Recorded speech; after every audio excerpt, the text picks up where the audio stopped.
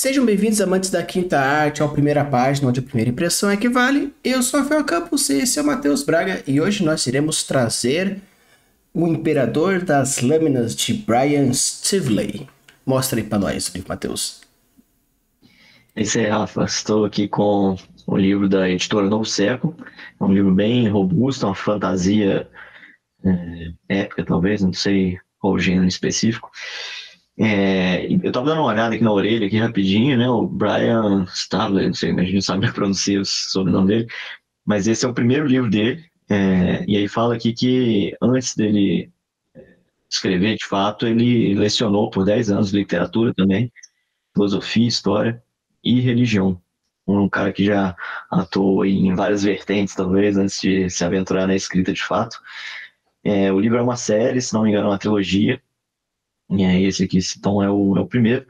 Mas nada disso importa pra gente, Rafa. A gente está preocupado aqui com as técnicas que o Brian aplica ou deixa de aplicar na primeira página. E se isso instigaria a gente a continuar a história, né? Então, vamos lá. Imperador das Lâminas, de Brian Stabley. Prólogo. Dissolução. Era dissolução, Tanis refletiu, enquanto olhava nos olhos da filha, que havia dominado a sua criança. Gritos e imprecações, súplicas e choro estremeciam o ar enquanto as longas filas de prisioneiros enchiam o vale. O cheiro de sangue e urina era mais forte no calor do meio-dia.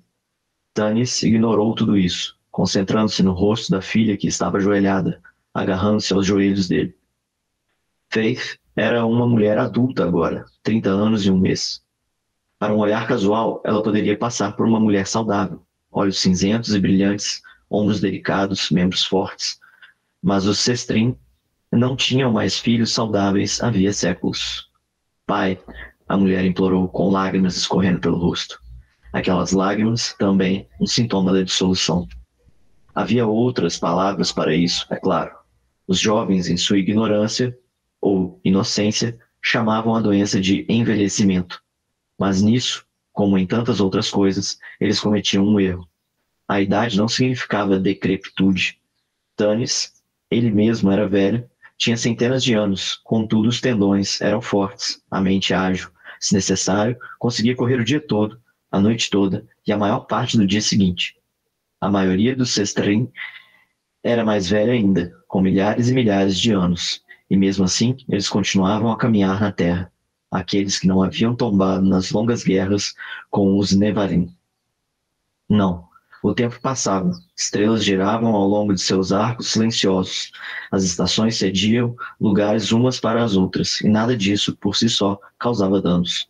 Não era a idade, mas a dissolução que corroía as crianças, consumindo as entranhas e os cérebros, minando a força, erodindo o pouco de inteligência que uma vez tinham possuído.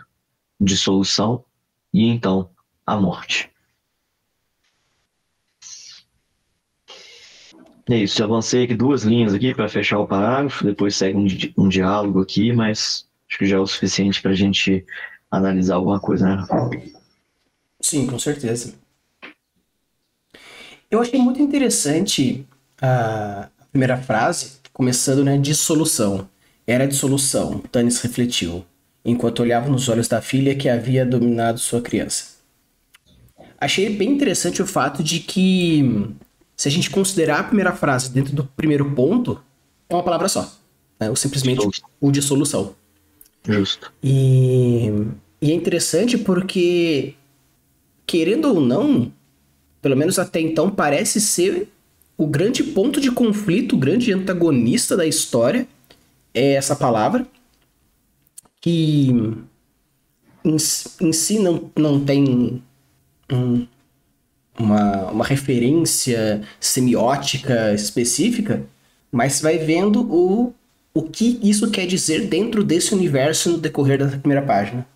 Eu achei bem ousado começar, ainda mais com um itálico mostrando talvez um pensamento dele ou alguma coisa mais sarcástica, porque mais pra frente ele fala envelhecimento, também tá em itálico, Uhum. mas eu achei interessante e ousado, porém bem encaixada essa primeira frase.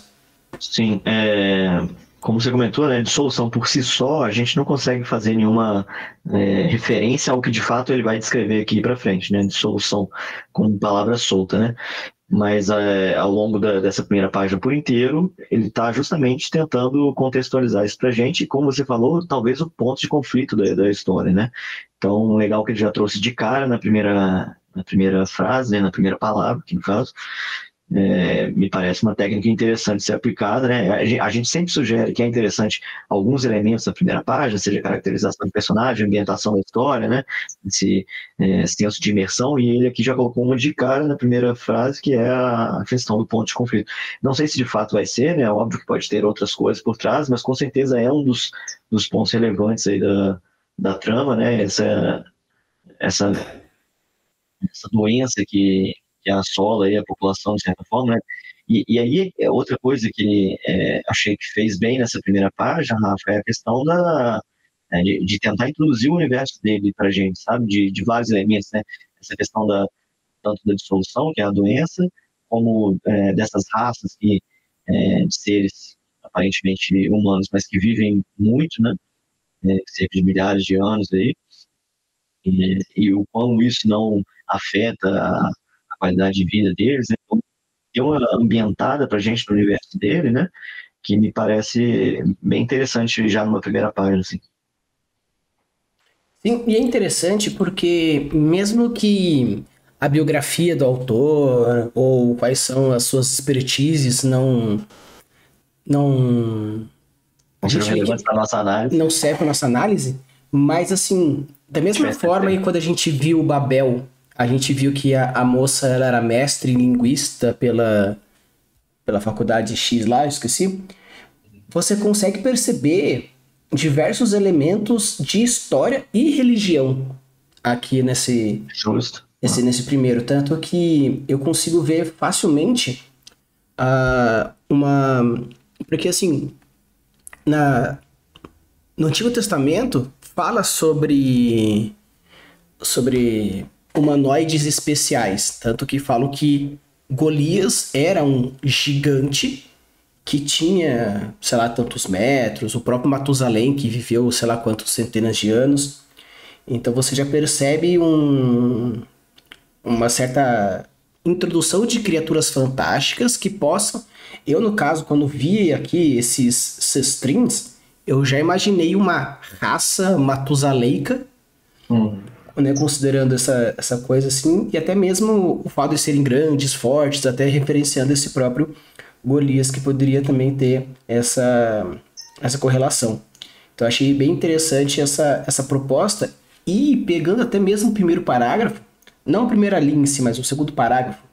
Gritos incapazes, suplicavam, os choros estremeciam o ar enquanto longas filas de prisioneiros enchiam o vale. É legal porque eu achei bem interessante esse primeiro parágrafo dele, porque ele traz três sentidos: a visão, o olfato e a audição, referenciando todos esses pontos. Um pouquinho do tato, mas nem isso não é mais subjetivo. Mas você percebe que ele tenta colocar elementos que meio que guerras mostram de uma forma geral. Os sons, os choros, escravos, lamúrias, até mesmo quando você for pegar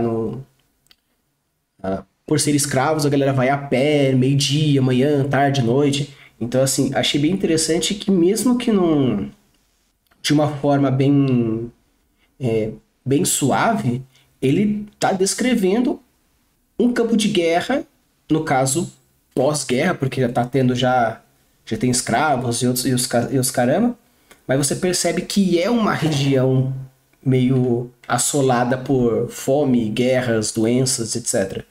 Algo muito compatível com história / literatura, que é a expertise da pessoa, né? Justo. E acho que dá um pouco do tom da história também, né, Rafa? De que é uma fantasia um pouco mais, talvez pesada, né? Um pouco mais séria, né? Falando aqui de sangue, de urina, então são palavras que já remetem a algo que é, sei lá, 16 anos para cima, talvez, não sei, né? Que você pode encontrar coisas mais pesadas no livro em algum momento, né?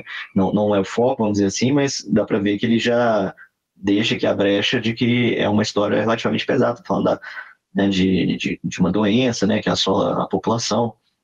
E aí tem também a questão de caracterização dos personagens em si, né? Aqui nesse momento a gente vê dois só, né? Que é o pai e a filha, aí, no caso. E eu fiquei um pouco receoso aqui, Rafa, em relação a isso, né? A questão de nomeação dos personagens.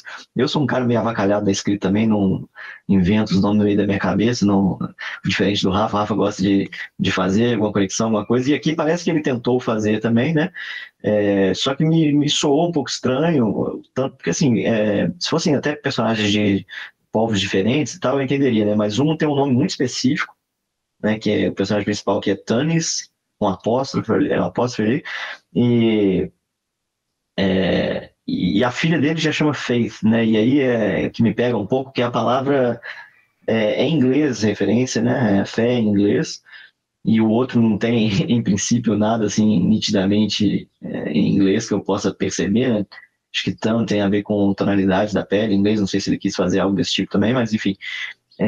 O faith me preocupa, é uma questão que a gente sempre traz aqui, a questão da tradução, né, se deveria ser traduzido ou não, porque se ele quis usar como referência direta a palavra fé em inglês, talvez fosse interessante traduzir aqui também o nome do personagem para fé, né, não sei. É, Aí é uma questão muito da conversa dos tradutores com o autor do livro em si, né? O que você quis passar, não? Você queria que fosse uma palavra em outra língua ou não queria que fosse mesmo direto a associação, né? Enfim, quando é assim, me parece que o ideal seria traduzir diretamente, mas enfim. Eu concordo 100% com isso, porque até a gente, o Matheus falando, né, tipo, Ten is, talvez ele seja moreno, né, Uhum. como... Mas isso aí é forçando a amizade totalmente, né?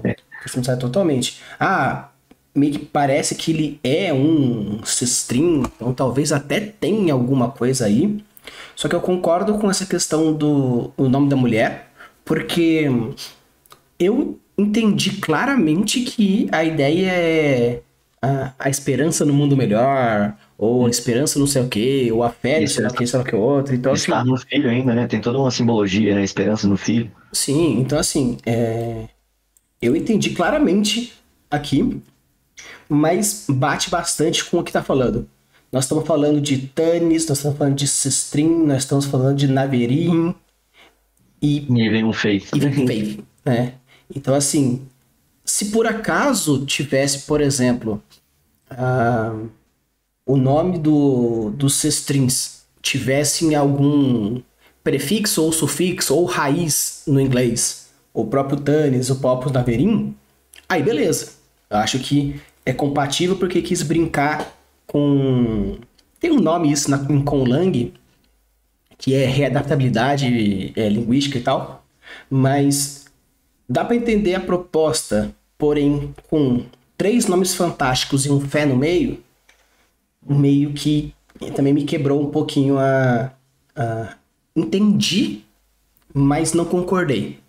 Mais ou menos nessa pegada. Então, acho que pro inglês, onde todas as palavras estão em inglês, show. Tem um fé aí no meio, show de bola.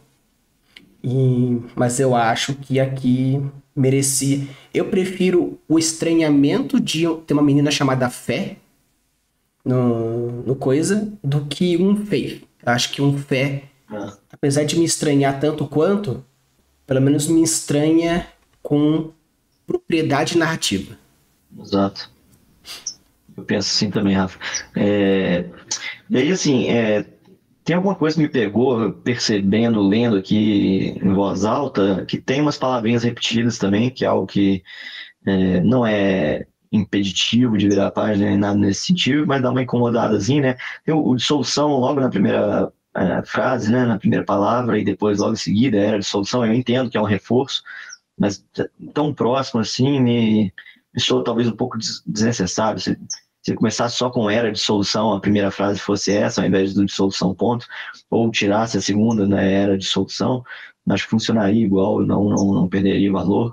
Aí tem um olhava nos olhos, né, que tem um radical aqui, repetido, muito próximo também. Depois a filha se ajoelha, pegando no joelho dele, também me dá uma estranhazinha. Eu não sei se esses foram propositais ou não, mas me pega um pouco assim quando tem essas repetitividades muito próximas. Sim, porque você pode trocar facilmente, tipo, joelhada pegando em suas pernas, ou simplesmente ajoelhada. Você está ajoelhado. Ah, não sei, quis referenciar que uma mulher de 30 anos ajoelhada é do tamanho do joelho do cara, mostrando que o cara é muito alto. Uhum. Tinha outras formas de mostrar isso, Sim. né? Sem precisar repetir, né? Exato, o próprio olhar nos olhos até solta um pouco de redundância, porque, querendo ou não, já tem um pouco disso. Justo. Ah, mas é que ele podia ter olhado para outras coisas, não para os olhos da menina. Então, pintava seus olhos, Uhum. observava seus olhos. Uhum. E eu sinto que o problema aqui está muito mais na tradução, porque seria só your eyes, né, ou alguma coisa do gênero, O look, né? né? Então, assim, pelo fato de que pro inglês faz sentido. Então, eu acredito que seja um pouco mais de Tradução uma tradução meio simples. simples. Eu ia falar desejar, mas gostei do simples. Bastante simples. E assim, indo um pouco para a segunda metade, que fala aquelas lágrimas também, uma sintonia da dissolução, um sintoma da Sintoma. dissolução, Uhum. eu sinto que o primeiro tem muito mais esse objetivo de leve ambientação com introdução de personagens, e o segundo mais o world building. O world building ou sistema mágico, caso tenha algum tipo de que mais Versão fantástico, universo em si, né? o universo em si. Então, assim, eu achei essa segunda parte, esse último paragrafão, apesar de ser interessante, eu achei que ele trouxe muita informação. Muita informação. E acho que informações repetitivas até, Rafa. Isso. Querendo dizer a mesma coisa, sabe? Tentando te... reforçando demais a ideia, talvez. Eu senti que, de uma forma geral, esse prólogo, ele parece ser um prólogo contado, escrito. Porque eu consigo imaginar, por exemplo, um narrador abrindo um filme dizendo dissolução. Ah, dissolução, não sei o que, papá. Eu consigo muito bem ouvir, meio que naquela pegada início do filme do Star Wars antigo, que começa com aquele letreiro, e começa a ter um puta infodump gigante no começo do filme. Então eu consigo imaginar talvez o protagonista começando o filme narrando a própria história para começar o filme propriamente dito. Sim.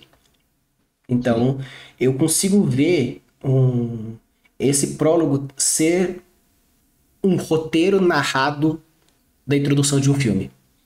Porque tem muitos elementos que trazem essa ideia de poetização, de dramático, de sofrimento, e os próprios comentários. E parece que o narrador faz leve comentários diluídos, sem ser muito diretos, como por exemplo a Camila gosta de fazer, que é realmente a opinião jogada do narrador. Mas o trecho como havia outras palavras para isso, é claro. Os jovens, em sua ignorância ou inocência, chamavam a doença de envelhecimento. Se o cara é narrador, no caso, se o narrador da história realmente ele é onisciente, minimamente, ele sabe o motivo do jovem chamar aquilo de envelhecimento. Então parece meio que. Eu sinto que o narrador ele tem um quê de estar na cabeça do protagonista, de alguma forma, porém, não totalmente, porque senão falaria minha filha, minhas não sei o quê. Então, eu sinto que tem esse narrador meio que tipo. Não sabe o que quer. Se ele é Uhum. um. Se ele quer opinar como uma primeira barra terceira pessoa onisciente, mas também eu senti que, apesar de tudo, a estrutura escrita ficou meio que uma mescla entre um roteiro falado e uma primeira página escrita. É, faz sentido, Rafa. E talvez tenha um pouco disso por conta dessa questão de ser o primeiro livro dele, de fato, né? Não é porque ele dava aula de literatura em si que tenha as técnicas já bem enraizadas da escrita, né? E não quer dizer que tá errado em nada, né? Não é isso que a gente está dizendo, né? A questão de que houve uma mudança aí, né? De uma primeira parte para uma segunda parte, que poderia talvez ter sido evitada, né? Seria talvez melhor apresentado se evitasse isso. Sim. E assim, fechando aqui pegando o finalmente, não era a idade, mas a dissolução que corroía as crianças, consumindo as entranhas e cérebros, minando a força, erodindo um pouco da inteligência que uma vez tinham possuído. Dissolução e então a morte. Esse finalzinho, né, essa última frase, dissolução, então a morte, eu sinto que teve uma certa brincadeirinha com uma, não necessariamente cena espelho, mas me deu uma gigantesca impressão de que essa primeira página é um aposto gigantesco da frase dissolução, então a morte. E todo o texto seria um aposto gigantesco para justificar que dissolução é a morte. Sim. E acho que seria mais sensacional ainda se a editora conseguisse colocar de fato na primeira página, fechando com talvez até acho que caberia até, Rafa, não sei se você concorda aí, um enter só para ela, né? Só para essa última, dissolução e vírgula, então a morte, ser um parágrafo sozinho e, sabe, e fechando a página com ela, acho que o impacto seria assim absurdamente maior. Com certeza, com certeza. Então, assim, então, pegando de uma forma geral, eu achei interessante a proposta do tanto de solução, envelhecimento e itálico, dando essa ideia de um sarcasmo comentado pelo narrador, que talvez seja o protagonista ou alguma coisa do gênero. Achei interessante como foi feita a ambientação do primeiro parágrafo, gritos, ir para cá, imprecações, blá blá blá blá. Achei o último parágrafo grande demais e poético, misturado com infodump, misturado com repetições levemente desnecessárias. Mas o tom da história, o gênero da história e talvez os possíveis antagonistas da situação, pelo menos a problemática como um todo, apresentou. Então, achei que, de forma geral, é uma boa primeira página, mas com algumas ressalvas pontuais que aumentaria Sim. exponencialmente a qualidade. Eu acho que é por aí também, Rafa. Passou ali o tom da história, do universo, ambientação, citou caracterização um pouco dos personagens, do conflito em si. Então, claro que tem algumas ressalvas, algumas melhorias, acho que mais na parte estrutural da revisão ali do texto em si, que caberia, mas tirando isso, para mim é uma página que eu viraria. Bem, no meu caso, eu não sei se eu viraria, porque apesar de gostar bastante World building. de world building e fantasia medieval, eu sinto que eu não senti muito uma decisão narrativa que mostrasse o que para que veio. Porque deu para entender que é uma fantasia, ok. É uma fantasia, entre aspas, histórica, meio que não histórica, referenciando um período histórico, mas que tem muitos elementos de realismo, entre aspas, a partir do conhecimento histórico do Brian. Mas eu não consegui entender necessariamente qual é o tom narrativo. Dá para ver que ele é um pouco mais pesado, introspectivo, mas, por exemplo, eu não senti se é uma fantasia medieval, se é um espada e feitiçaria, se é um dark low fantasy. Eu não consegui entender muito e por ter elementos do low fantasy, ter elementos de espada e feitiçaria, de ter elementos de fantasia histórica, essa dificuldade de entendimento não me fez ficar muito ansioso a virar. Talvez se mais para frente ele abordasse com mais força essa dissolução, que eu acho que para mim é o ponto mais importante que deve... Porque assim, em tese, se ele não desenvolver essa dissolução, é uma promessa não cumprida monstruosa. Pô, é a primeira palavra da primeira página. Sim. Então, mas como não parece que a dissolução vai ser um elemento principal, ele vai ser um elemento da história, parece que tem muito mais questão histórica, social envolvida. Então, no caso, eu não sei se eu viraria com muita força, não. Então, entre sim e entre não, eu não vou virar. Então, pessoal, se chegar até aqui, deixa o seu like, já se inscreve no canal e deixa aí nos comentários se você viraria ou não viraria, se você entendeu. Diz aqui pra gente na sua opinião se você considera um espada feitiçaria, um low fantasy ou qual é um outro gênero que você acha que poderia encaixar aqui. E deixa aqui, obviamente, nos comentários se você viraria ou não viraria e por quê. E lembrando, sempre na descrição do vídeo a gente deixa o formezinho para você mandar o seu conto, a sua primeira página, pra gente poder dar a nossa opinião sobre ele, beleza? Então, bora ler!